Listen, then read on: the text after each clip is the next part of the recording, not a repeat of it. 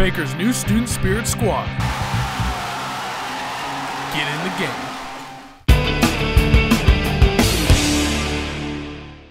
Welcome back. Now Brad Barnes has this week's Wildcat Sports Report. Hello and welcome back to another week's edition of the Wildcat Sports Report. The spring season has been an interesting one for all Baker spring sports, but especially for the Baker softball team. Following a heartbreaking series sweep against Graceland, the Wildcats were eager to get back to their winning ways.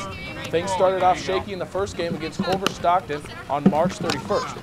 The Wildcats trailed 1-0 heading into the 7th inning before a double by Renata Dill started the comeback.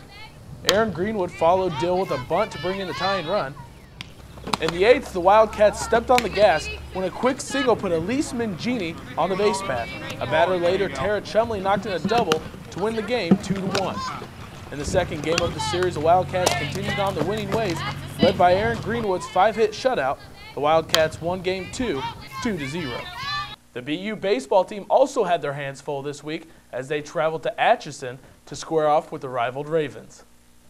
The bats were hot all weekend for the Cats. They split the first day with a 7-11 loss in the first game and a 10-1 win in the second.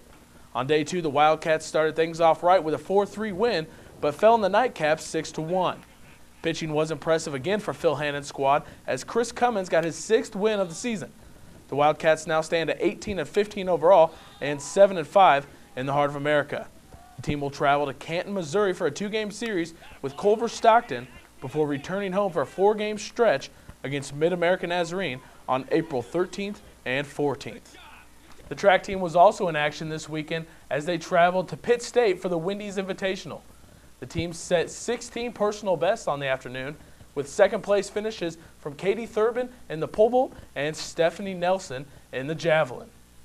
That's going to do it all for this week's edition of the Wildcat Sports Report. I'm Brad Barnes. We will see you next week. Thanks, Brad. This wraps up this week's episode of Orangeline. Thanks for watching.